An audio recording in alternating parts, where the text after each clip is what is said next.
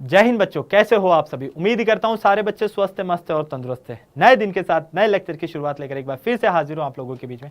आज करवाने वाला हूं आप सभी को बहुत ही बेहतरीन प्यारा सा एक लेक्चर, जिसमें मैं आप लोगों को वृत्तों से संबंधित क्षेत्रफल कंप्लीट करवाने वाला हूं। एरिया रिलेटेड टू सर्कल इसे इंग्लिश में कहा जाता है। इस चैप्टर की डिमांड आप लोगों को बहुत ज्यादा थी, क्योंकि कमेंट बॉक्स में जब देखे थे लास्ट लेक्चर के, तो उसमें बच्चों ने कहा कि सर वृत्तों से संबंधित क्षेत्रफल जो है वो कंप्लीट करवा दीजिए, ताकि हमारा जो है रिवीजन हो जाए एक बार फटाफट से। इस चैप्टर की अगर मैं बात करता हूं बेटा, तो ये चैप्टर आपके एग्जाम में लगभग 4 नंबर के क्वेश्चन देता है। अलग अलग बोर्ड के हिसाब से अलग अलग है, लेकिन यहाँ पर ज्यादातर देखा गया है कि 4 नंबर के क्वेश्चन जो है आपको मिलते ही हैं इस चैप्टर से। देखो, एक क्वेश्चन मिलेगा आपको एमसीक्यू के रूप में, एक क्वेश्चन मिलेगा आपको अति लघुतरात्मक प्रश्न के रूप में, और एक क्वेश्चन मिलेगा आपको 2 नंबर के रूप में। मतलब 1 नंबर का एक क्वेश्चन, 1 नंबर का एक क्वेश्चन, 2 नंबर का एक क्वेश्चन। तो इस तरह से आपके 4 नंबर यहाँ पर कंप्लीट होते हैं। इस पूरे लेक्चर को ध्यान से देखना, क्योंकि इसमें 2 मेजर पार्ट में जो है आपको सिखाने वाला हूँ। अगर आपने वो सीख लिया तो सारी टेंशन जो है आपकी खत्म हो जाएगी। बस पूरे लेक्चर को ध्यान से और अच्छे से देखिएगा। चलिए, तो सबसे पहले हम बात करते हैं आज के मोटिवेशन की। और आज का हमारा मोटिवेशन क्या है? शिक्षा एक ऐसी उड़ान है जिसे पंखों की जरूरत नहीं होती है, यह सिर्फ ध्यान मांगती है, इसे रटने की जरूरत नहीं होती है। आपने हमेशा देखा है, मैथ पर आपका फोकस कब अगर होगा, मैथ पर अगर आपका पूरा फोकस है, समझना मेरी बात को, अगर मैथ पर आपका पूरा फोकस है तो आप क्या करोगे, उस पूरे कंसेप्ट को बहुत अच्छे तरह से समझोगे। लेकिन अगर आप रटने की कोशिश करोगे तो जब आप सवाल लगाने बैठते हो तो आपके दिमाग से क्या होता है, वो सवाल स्किप हो जाता है। इसलिए आप लोगों को फोकस करना है समझने पर, ना कि रटने पर। ओके, चलिए सबसे पहले हम बात करते हैं इसकी भूमिका की। इंट्रोडक्शन फेज के बारे में बात कर लेते हैं। देखो, आप लोगों ने अपनी डेली लाइफ में बहुत सारी ऐसी वस्तुएं देखी होगी जो वृत्ताकार रूप में हो सकती है, जैसे चूड़ी, गाड़ी का पहिया, है ना, इसके अलावा सिक्के, और भी बहुत सारे जो वृत्ताकार पथ होते हैं, ट्रैक्स होते हैं, ये आप लोगों ने काफी सारे देखे हैं। तो इन सबका शेप कैसा होता है? वृत्ताकार होता है ना। जैसे गाड़ी का पहिया ले लो, बैलगाड़ी का पहिया ले लो, साइकिल का पहिया ले लो, ये सब कैसे होते हैं? वृत्ताकार के रूप में होते हैं। सिक्का देख लो, वृत्ताकार रूप में होता है। ठीक है, तो इसी तरह से आपको यहाँ पर जो ये ट्रैक नजर आ रहा है, यहाँ पर इस ट्रैक में भी जो है हमें क्या मिल रहा है, ये वृत्ताकार रूप में मिल रहा है। किस रूप में मिल रहा है? वृत्ताकार रूप में मिल रहा है। ओके, अब वृत्त की जब भी बात आती है तो वृत्त पर हम कहते हैं कि छोटी छोटी चीजें बहुत सारी आ जाती है। जैसे वृत्त की त्रिज्या क्या होती है, व्यास क्या होता है, इसकी जीवा क्या होती है, छेदक रेखा क्या होती है ना, ये सारी वैसे आप लोग जो है चीजें कह सकता हूं मैं वृत्त चैप्टर में आप लोग पढ़ चुके हो, तो आपको आएगा बड़ा मजा। वृत्त क्या होता है? देखो, वृत्त की आपको डेफिनेशन एक साफ में बता देता हूं। उन बिंदुओं का समुच्चय जो एक निश्चित बिंदु से, समझना मेरी बात, एक निश्चित बिंदु से एक निश्चित दूरी है। मतलब आपने क्या किया, एक पोल गाड़ दिया सेंटर पे, और रामलाल को बोला कि ये 5 मीटर की रस्सी लो और इस पोल के चारों तरफ क्या करो, घूम जाओ, है ना, इस पोल के चारों तरफ घूम जाओ। रामलाल घूम जाता है। रामलाल घूमता है तो यहाँ पर आप देखोगे इस तरह से एक वृत्त बनता है। मतलब रामलाल ने शुरुआत यहाँ से करी, यहाँ पर समझना, रामलाल ने शुरुआत यहाँ करी, फिर यहाँ पहुँचा, यहाँ पहुँचा, यहाँ, यहाँ, यहाँ, यहाँ, यहाँ, यहाँ, यहाँ, यहाँ, यहाँ, यहाँ, यहाँ, यहाँ, इस तरह से आप क्या देखोगे, इस तरह से हम देखेंगे कि रामलाल जो है इन बिंदुओं पर जाता हुआ वापस से उसी बिंदु पर आ जाता है जहाँ से शुरुआत करते हैं। तो हम इन बिंदुओं को क्या करते हैं, मिला देते हैं। तो ये मिलाने पर हमें, इन बिंदुओं को मिलाने पर जो ये आकृति मिल रही है, यही क्या है, हमारी वृत्त है। ठीक है, इसमें होता है एक नियत बिंदु या निश्चित बिंदु। ये जो ओ नजर आ रहा है, इसको कहेंगे हम निश्चित बिंदु। क्या कहेंगे? निश्चित बिंदु, फिक्स्ड पॉइंट इंग्लिश में। ओके, और ये जो देखोगे आप, ये हो जाएगी इसकी निश्चित दूरी। निश्चित दूरी, वृत्त का जो निश्चित बिंदु रहेगा इसे कहेंगे हम केंद्र। क्या कहेंगे? केंद्र। ध्यान से समझना, वृत्त का जो निश्चित बिंदु रहेगा इसे कहेंगे हम केंद्र, और निश्चित दूरी जो रहेगी इसको कहेंगे हम त्रिज्या। केंद्र को इंग्लिश में सेंटर कहते हैं, त्रिज्या को इंग्लिश में हम क्या कहते हैं, रेडियस कहते हैं। Okay, clear? यहां तक आप लोगों को बहुत बढ़िया तरीके से समझ में आ गई है। इसलिए कहा है कि एक समतल में सभी बिंदुओं का संग्रह जो समतल में एक निश्चित बिंदु से एक निश्चित दूरी पर है, वृत्त कहलाता है। ओके, नेक्स्ट, व्यास। वृत्त की सबसे लंबी जो जीवा होगी वही वृत्त का व्यास होगी। लेकिन वो वृत्त की जो सबसे लंबी जीवा है वो कहां से गुजरनी चाहिए? केंद्र से गुजरनी चाहिए। भाई केंद्र से गुजरेगी तभी सबसे ज्यादा डिस्टेंस जो है कवर करेगी, इसलिए सबसे लंबी जीवा को व्यास कहते हैं। यह वह जीवा है जो वृत्त के केंद्र से होकर गुजरती है। अब ये चाहे इधर से गुजरे केंद्र पर होकर या इस तरह से गुजरे। ओके, फिर आता है जीवा। जीवा क्या होता है? वृत्त के या वृत्त पर 2 बिंदुओं को मिलाने वाली, है ना, या वृत्त के 2 बिंदुओं को मिलाने वाली, ऐसा ले लो, वृत्त के 2 बिंदुओं को मिलाने वाले रेखाखंड को, यह आपका वृत्त है, समझना। ठीक है, अब 2 बिंदु है, एक बिंदु यहाँ पर है और एक बिंदु यहाँ पर, इनको आपने मिला दिया, ये वृत्त का केंद्र हो गया। ठीक है, तो इन दो बिंदुओं को मिलाने वाला जो रेखाखंड होगा यही क्या होगा आपके पास में, जीवा होगा। ठीक है, यही क्या होगी आपके पास में, जीवा होगी। क्लियर। नेक्स्ट अगला आता है आपके पास में वृत्त की परिधि। वृत्त की परिधि, अब परिधि का मतलब क्या होता है समझना, किसी वृत्त की सीमा की लंबाई, है ना। आपके पास में ये वृत्त है, ये आपके पास में क्या है, वृत्त है, इस तरह से बना देते हैं, ये इसका केंद्र हो गया।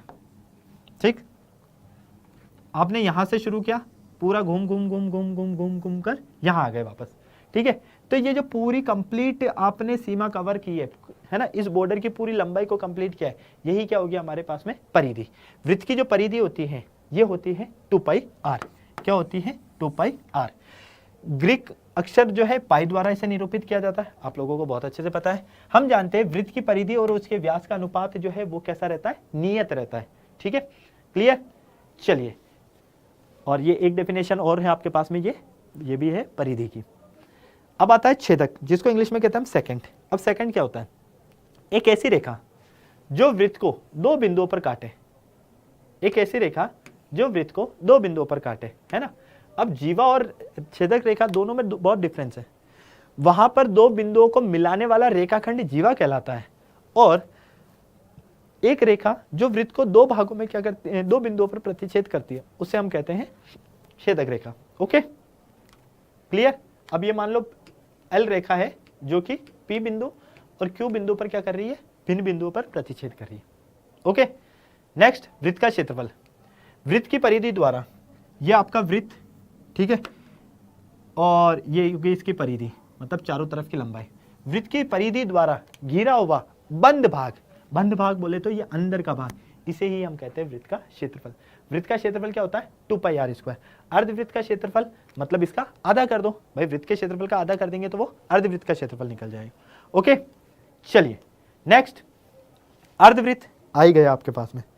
अर्धवृत्त का मतलब क्या हो गया, ये आपके पास में है पूरा वृत्त, ये आपके पास में इसका केंद्र, है ना।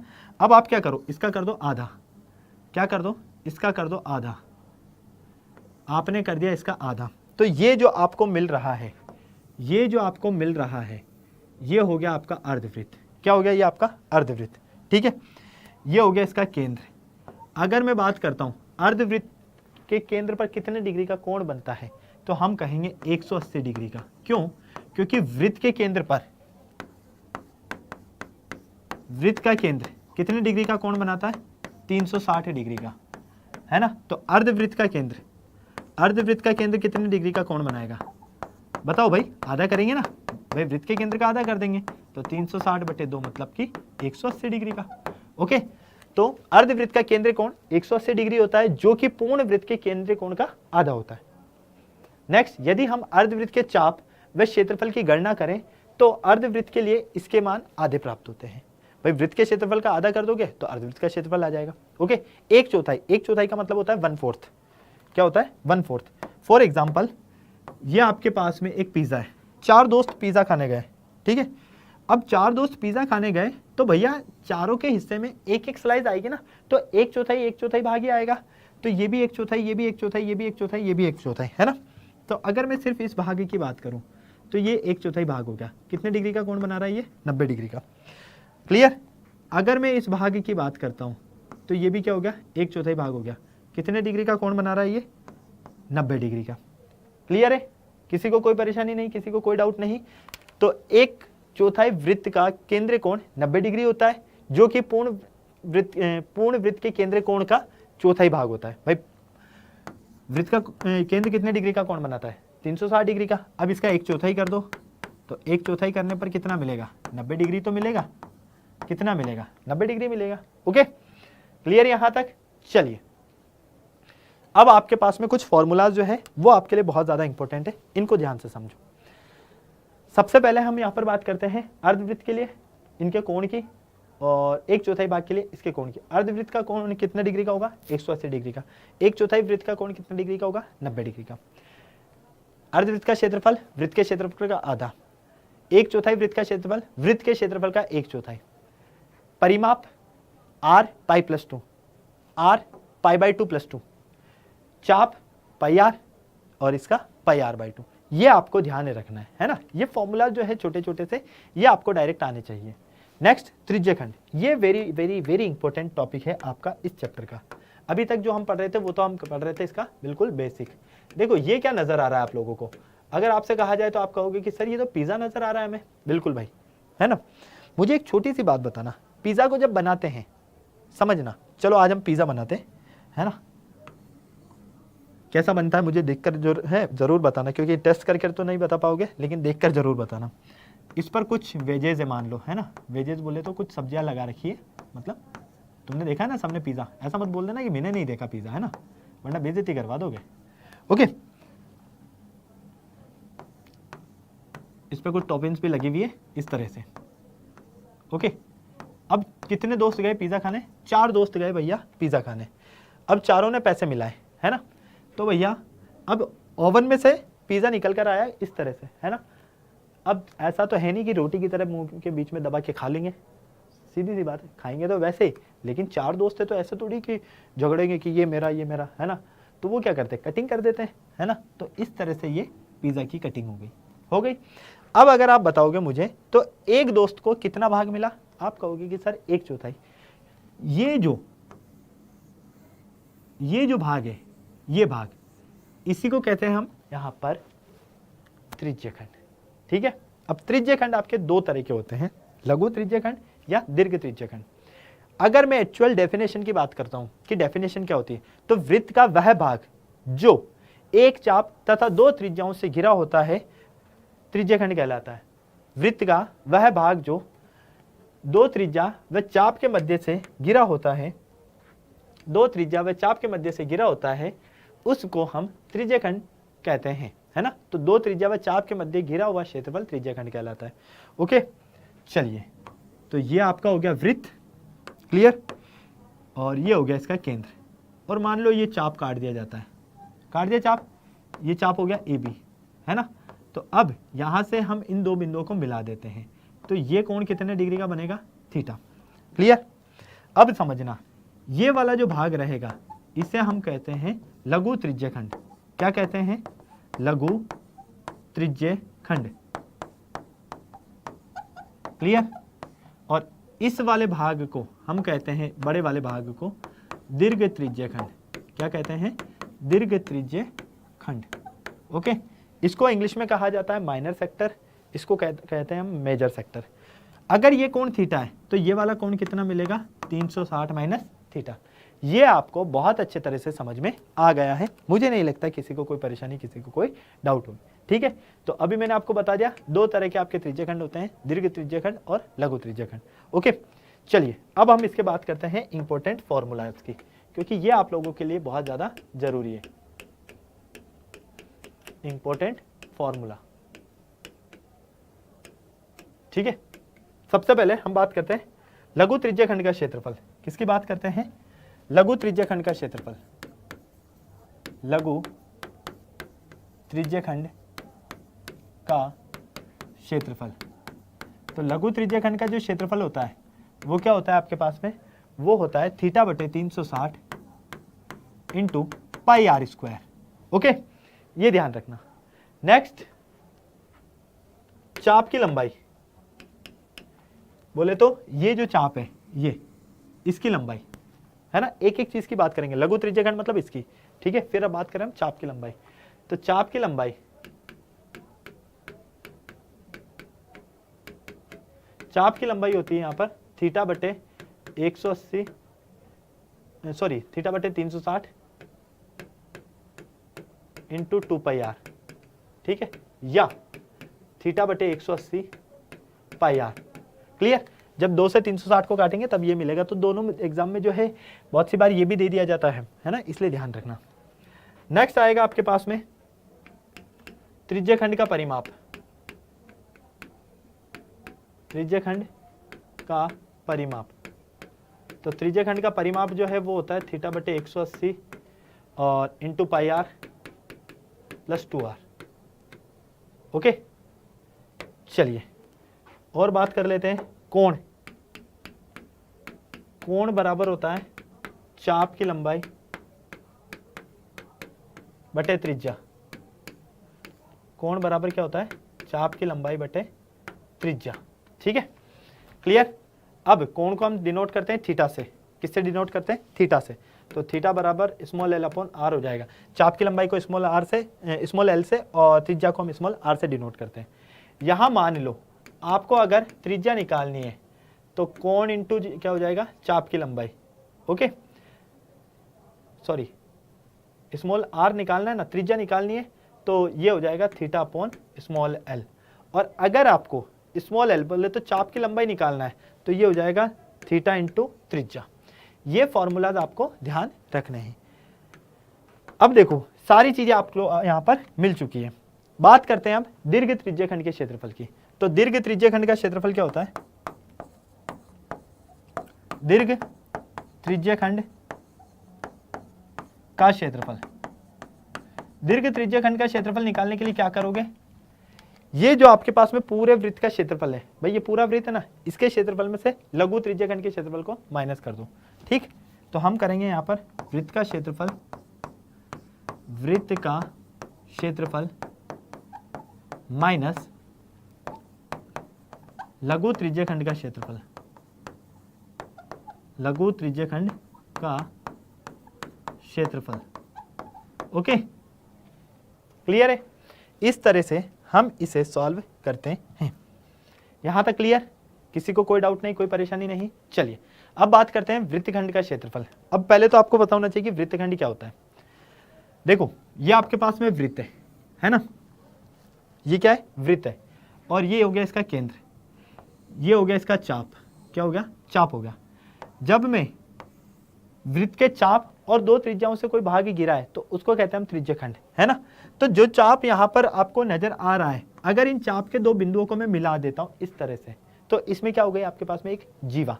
ठीक है, तो ये वाला जो भाग रहेगा भाई, इसी को कहेंगे हम लघु वृत्तखंड, लघु वृत्तखंड।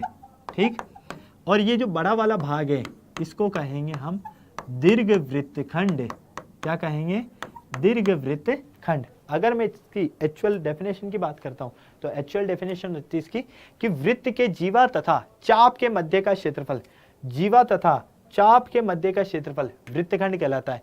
यदि जीवा के साथ छोटा चाप लिया जाता है तो वो होगा लघु वृत्तखंड, यदि जीवा के साथ बड़ा वाला भाग लिया जाता है तो वो होगा दीर्घ वृत्तखंड। इतना सा आपको ध्यान में रखना है, और आई होप ये आपको बहुत अच्छे से समझ में आ गया होगा। ठीक है, इसमें भी हम इंपॉर्टेंट फॉर्मूला की बात करेंगे, क्योंकि ये जो चैप्टर है सिर्फ और सिर्फ फॉर्मूला बेस्ड चैप्टर है। अगर आपको फॉर्मूला आता है तो चुटकियों का काम है। ओके, चलिए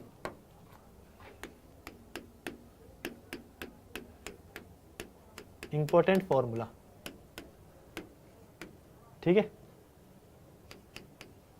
चलो इंपॉर्टेंट फॉर्मूलाज की बात कर लेते हैं हम इसके। सबसे पहले लघु वृत्तखंड का क्षेत्रफल, लघु वृत्तखंड का क्षेत्रफल। लघु वृत्तखंड का क्षेत्रफल बोले तो ये वाला भाग, ठीक है, इसकी बात कर रहे हैं। तो ये होगा आपके पास में, यहां पर ध्यान से देखो, थीटा बटे 360 into pi r square minus 1/2 r square sine theta. ठीक है, क्लियर। हमने क्या किया, इस इतने से भाग को निकालने के लिए समझना, आपको देखो इस तरह से समझना है, इसको अलग करके समझाता हूं। ठीक है, अब आपको ये वाला भाग निकालना है। सिर्फ कौन सा निकालना है, आपको ये निकालना है। तो आप क्या करोगे, ये पूरा क्या बन रहा है आपका, त्रिज्यखंड बन रहा है। इस त्रिज्यखंड के भाग में से, है ना, लघु त्रिज्यखंड जो बन रहा है, इसमें से इस त्रिभुज के क्षेत्रफल को क्या करोगे, माइनस कर दोगे, तो आपको इतना सा जो है आपका लघु वृत्तखंड मिल जाएगा। इसीलिए यहाँ पर देख पा रहे हो, तो लघु वृत्तखंड का क्षेत्रफल हो जाएगा थीटा बटे 360 into pi square, pi r square बोले तो ये हो गया लघु वृत्तखंड का, लघु त्रिज्यखंड का क्षेत्रफल। इसमें से आपने क्या करा, ये जो त्रिभुज है इसके क्षेत्रफल को माइनस कर दिया। ओके, चलिए नेक्स्ट, दीर्घ वृत्तखंड का क्षेत्रफल, दीर्घ वृत्तखंड का क्षेत्रफल। दीर्घ वृत्तखंड बोले तो कौन सा भाग नजर आ रहा है, बड़ा वाला। इस बड़े वाले भाग का क्षेत्रफल निकालना है। इसका क्षेत्रफल निकालने के लिए क्या करोगे, इसका क्षेत्रफल निकालने के लिए हम वृत्त के क्षेत्रफल में से क्या करेंगे, वृत्त के क्षेत्रफल में से वृत्त का क्षेत्रफल माइनस लघु वृत्तखंड का क्षेत्रफल, लघु वृत्तखंड का क्षेत्रफल। ओके, क्लियर है? आगे बात समझ में? किसी को कोई दिक्कत, किसी को कोई परेशानी नहीं रही? यहां तक मुझे लगता है कि आप लोगों को सारी चीजें क्लियर हो गई होगी, है ना? यहां तक सब कुछ समझ में आ गया है आपको। ओके, अब चलते हैं हम इसके कुछ क्वेश्चंस की तरफ। पहला क्वेश्चन दिया है कि यदि अर्धवृत्ताकार चांदी की परिधि 36 सेंटीमीटर है, समझना ये हो गया आपके पास में वृत्त, है ना? लेकिन इसमें बात की जा रही है अर्धवृत्ताकार। तो अर्धवृत्ताकार, तो ये ध्यान से देखिए, होगा अर्धवृत्ताकार। अब चांदे की बात की जा रही है तो इसको थोड़ा सा चांदे का शेप दे देते हैं, है ना? जरूरी है।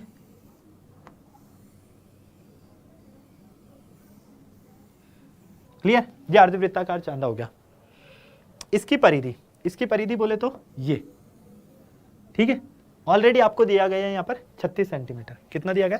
36 सेंटीमीटर। इसका व्यास आपको ज्ञात करना, क्या करना है? व्यास ज्ञात करना है।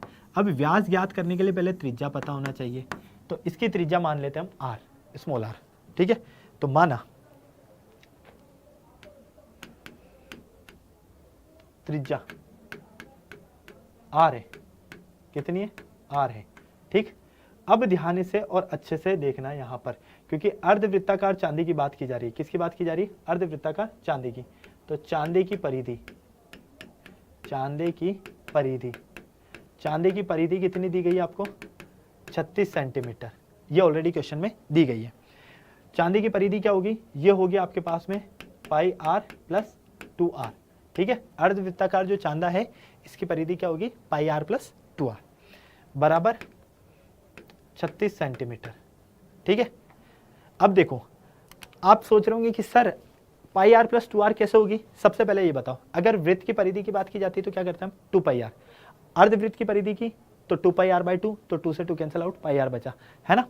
फिर उसके बाद में ये भी त्रिज्या है आपके पास और ये भी त्रिज्या है, तो r और r कितनी हो गई? 2r, तो 2r हो गए आपके पास में। क्लियर?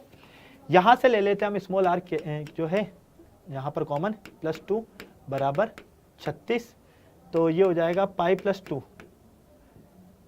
यहां से अगर मैं देखता हूं और कुछ हो रहा है क्या? यहां से हमारे पास में नहीं हो रहा है, तो r पाई का मान रख देता हूं 22/7 प्लस 2 बराबर 36। ओके, अब यहां से अगर मैं इसका एलसीएम ले लेता हूं तो एलसीएम कितना आएगा? 7। ये आ जाएगा 22 प्लस 14 बराबर 36। तो यहां से 22 और 14 कितने हो गए? 36। तो 36r/7 बराबर 36। 36 से हो गया 36 आपका कैंसिल आउट, तो r/7 बराबर 1 मिलेगा।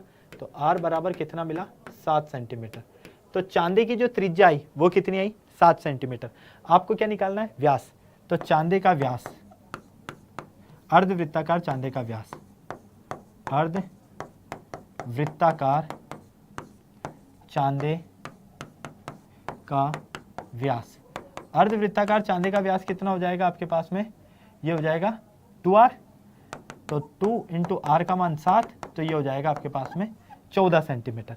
इस तरह से हम इसे सॉल्व करते हैं। अब बताइए, यहां तक सारी चीजें क्लियर? मुझे नहीं लगता किसी को कोई परेशानी या किसी को कोई डाउट रहा होगा। नेक्स्ट, एक 6 सेंटीमीटर त्रिज्या वाले त्रिज्याखंड का क्षेत्रफल निकालना है। अब त्रिज्याखंड की बात हो रही है तो सबसे पहले त्रिज्याखंड देख लेते हैं। ये आपका वृत्त हो गया, ये इसका केंद्र हो गया। हमने क्या कहा है त्रिज्याखंड के लिए? हमने ये कहा है कि एक चाप और 2 त्रिज्याओं से घिरा हुआ भाग क्या कहलाता है? आपका त्रिज्याखंड, ठीक है? त्रिज्याखंड का क्षेत्रफल निकालना है, परिमाप आपको ज्ञात करना है ना? अब ध्यान से देखो, त्रिज्याखंड का कोण कितना है? 60 डिग्री। मतलब ये जो थीटा दिया गया है ये है आपके पास में 60 डिग्री, ठीक? चलो बहुत बढ़िया। और एक आपको क्षेत्रफल और परिमाप, इन दो की बात करनी है। यहाँ पर मैं अंडरलाइन कर देता हूँ, क्षेत्रफल और परिमाप, ठीक है? तो ध्यान से देखिए, यहाँ से त्रिज्या कितनी है आपके पास में? 6 सेंटीमीटर, ठीक है? कोण बोले तो थीटा, कितना है 60 डिग्री। ओके रिपोर्ट, कोई दिक्कत कोई परेशानी नहीं। चलिए तो यहां से देखते हैं त्रिज्यखंड का क्षेत्रफल। त्रिज्यखंड का क्षेत्रफल, तो त्रिज्यखंड का क्षेत्रफल कितना आ जाएगा, ये होता है आपके पास में थीटा बटे 360 into pi r square. Theta का मान कितना 60, 60 बटे 360 इंटू पाई का मान जब तक नहीं दिया जाए तब तक आप 22/7 या 3.14 में से कुछ भी रख सकते हो। आर का मान कितना है 6 इंटू 6। ठीक, ये कट गया 6 बार, 6 से कट गया ये 6, तो फाइनली 132/7 सेंटीमीटर स्क्वायर। ये आपके पास में आ गया त्रिज्यखंड का क्षेत्रफल। आपको क्या करना है, परिमाप निकालना है ना। तो त्रिज्यखंड का परिमाप, त्रिज्यखंड का परिमाप, त्रिज्यखंड का जो परिमाप है वो होगा आपके पास में 2 गुणा त्रिज्या प्लस चाप की लंबाई। ठीक है, अब आप लोगों को मैंने स्टार्टिंग में चाप की लंबाई बताया था, यहां पर ध्यान हो तो त्रिज्यखंड का परिमाप क्या होता है आपके पास में, ये रहा सीधा सा। अगर आप देखोगे तो 2r है ना, प्लस ये क्या होगा चाप की लंबाई थीटा बटे 180 इंटू पाई आर। ठीक है, तो देखो यहाँ पर फाइनली ये क्या बन रहा है 2r प्लस थीटा बटे 180 इंटू पाई आर, ये आपको मिल रहा है। चलिए अब आपको कुछ नहीं करना है, इसी वैल्यू को सही तरह से यूटिलाइज करना है। तो 2 इंटू 6 प्लस थीटा का मान 60 बटे 180 इंटू पाई का मान 22/7 और आर का मान कितना 6। कैंसल आउट जो हो रहा है उसको कैंसल आउट कर दो और सॉल्व कर लो। तो इस पूरे को सॉल्व करने पर त्रिज्यखंड का परिमाप, त्रिज्यखंड का परिमाप, इसको सॉल्व करने पर लगभग 18.28 सेंटीमीटर लगभग लिख देता हूं मैं, है ना। चेक कर लेना एक बार क्रॉस। ये लो भाई, यही आपको करना है, इसके अलावा कुछ नहीं करना है। ओके, क्लियर है। चलिए इसके आगे चलते हैं। अब देखो आपको ऐसा भी क्वेश्चन मिल सकता है कि एक ही में सब कुछ पूछ लिया जाए, है ना। ये आपको मैं होमवर्क दूंगा, लेकिन मैं बता देता हूं क्या करना है। 21 सेंटीमीटर त्रिज्या वाले वृत्त का एक चाप केंद्र पर 60 डिग्री का, मतलब कि कोण बोले तो थीटा, थीटा की वैल्यू कितनी है 60 डिग्री। ठीक, त्रिज्या, त्रिज्या बोले तो स्मॉल आर कितनी है 21 सेंटीमीटर, है ना। चाप की लंबाई, अब देखो आपको चाप की लंबाई का फॉर्मूला पता है थीटा बटे 360 इंटू 2 पाई आर या थीटा बटे 180 इंटू पाई आर। ठीक है, इस फॉर्मूले में वैल्यू को पुट कर देना है। क्लियर। त्रिज्यखंड का क्षेत्रफल क्या होगा आपके पास में, ये हो जाएगा आपके पास में थीटा बटे 360 इंटू पाई आर स्क्वायर। जब तक आप लोगों को दीर्घ त्रिज्यखंड नहीं दिया जाए तब तक आप ये सोच लेना लघु त्रिज्यखंड की ही बात की जा रही है यहां पर। ओके, फिर अब आपको लघु वृत्तखंड का क्षेत्रफल और दीर्घ वृत्तखंड का क्षेत्रफल ये निकालना है। अब लघु वृत्तखंड का क्षेत्रफल निकालने के लिए आपको फॉर्मूला मैंने ऑलरेडी बताया। लघु वृत्तखंड का क्षेत्रफल का फॉर्मूला देखो ध्यान से, लघु वृत्तखंड के क्षेत्रफल का फॉर्मूला ये रहा। ठीक है, अब यहां से जो आंसर आएगा, है ना, इसको माइनस कर देना किससे, वृत्त के क्षेत्रफल में से, तो दीर्घ वृत्तखंड का क्षेत्रफल आ जाएगा। इतनी सी बात आपको समझनी है और कुछ नहीं करना। क्लियर है। फॉर्मूला बेस्ड चैप्टर है, कुछ भी ज्यादा नहीं है। सिर्फ इस चैप्टर में जितनी ज्यादा क्वेश्चंस की प्रैक्टिस करोगे उतना ज्यादा आपको कॉन्फिडेंस आएगा, उतना ज्यादा आपको मजा आएगा। तो आई होप ये पूरा लेक्चर आप लोगों को बहुत अच्छे से और मजे से समझ में आया होगा। तो थैंक यू सो मच। ठीक है, कमेंट बॉक्स में मुझे ज़रूर बताइएगा आज का ये सेशन हमारा कैसा लगा आप लोगों को। इसके अलावा आप लोग कमेंट बॉक्स में मुझे ये भी बताना कि नेक्स्ट कौन से चैप्टर का आप लोग जो है 30 मिनट्स में रिवीजन करना चाहते हैं। अगर सेशन को आप लोगों ने लाइक नहीं किया तो सेशन को लाइक कीजिएगा, दोस्तों के साथ शेयर करना बिल्कुल नहीं भूलिएगा, है ना। तो इसी तरह से हम 30 मिनट्स में जो है सारा हमारा कवर अप कर लेंगे पूरे रिवीजन का। इसके अलावा एक चीज़ और है, इस चैप्टर से रिलेटेड आपको होमवर्क भी दिया गया है। तो डिस्क्रिप्शन में आप लोगों को या कमेंट जो है सेक्शन उसमें आप लोगों को लिंक नज़र आ जाएगा, वहाँ जाकर आप लोग इसका होमवर्क भी कर सकते हैं। तो फिर मिलते हैं बेटा हम नेक्स्ट क्लास में। तब तक सारे बच्चे स्वस्थ रहें, मस्त रहें, तंदुरुस्त रहें, शानदार ज़बरदस्त जिंदाबाद के साथ में। जय हिंद और बाय बाय।